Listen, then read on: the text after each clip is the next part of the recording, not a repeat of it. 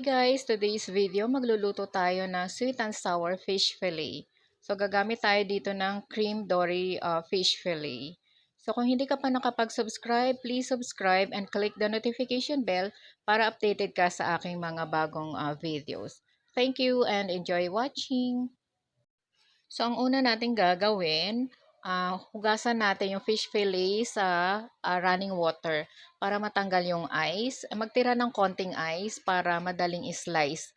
Kasi kapag walang ice, nadudurog yung isda, sobrang lambot niya.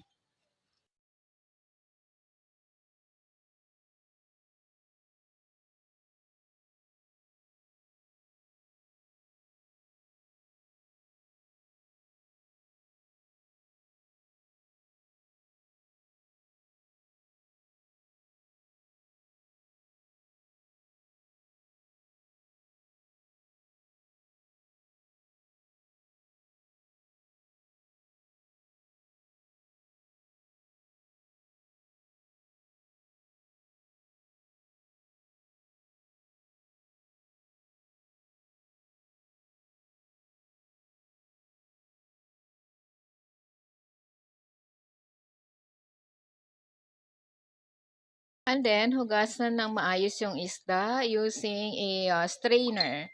Gumamit tayo ng strainer para matanggal lahat ng water. Para hindi watery kapag pinirito na siya.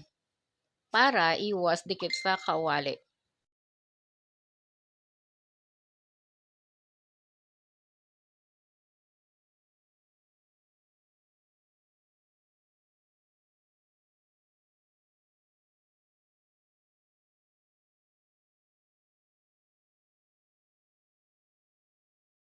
Lahan lang natin ng konting magic sarap kasi konti lang yung fish fillet natin. Yan lang yung tinitimpla ko. Ayoko ng salt kasi napapaalat. Nasa inyo naman yan kung gusto nyong salt lang. Ako kasi si Magic Sarap kasi ako eh. Masyado akong loyal kay Magic Sarap. Tapos isang itlog.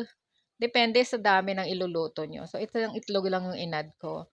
Saka paminta, ground black pepper. Kung wala, okay lang. Kahit walang black pepper. Okay lang din naman yung lasa niyan. So halu-haluin lang natin.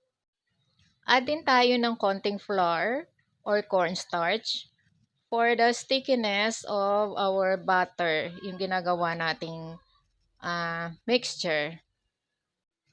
Haluin lang maigi para makuha yung consistency niya bago i-prito. Hindi ko na binababad kasi nandiyan na yung flavor niyan kapag hinalo-halo mo na lahat ng ingredients. Kasi may flour eh, so kakapit na yung flavor niya.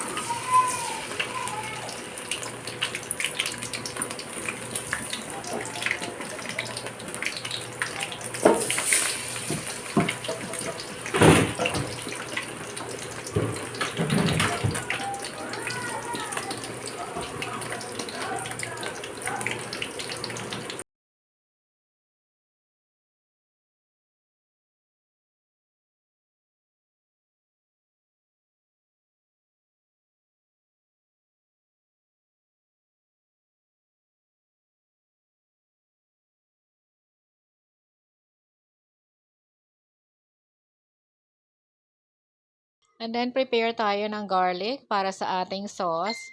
Puwede kayong maglagay ng bell pepper, carrots, at kung anong gulay na gusto niyo, pineapple, chunks para sa sauce niyo. Ako wala, garlic lang. Very, very simple sauce lang yung gagawin natin ngayon. Sa paggawa ng sauce, hinahalo-halo ko lang yung mga ingredients.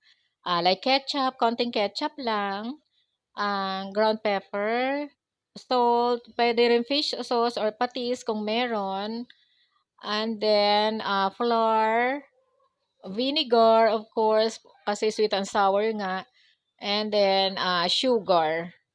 So, yon, konting salt lang ilalagay nyo para lang magkalasa kung walang patis. Tapos yan, halu-haluin lang yan. And water of course.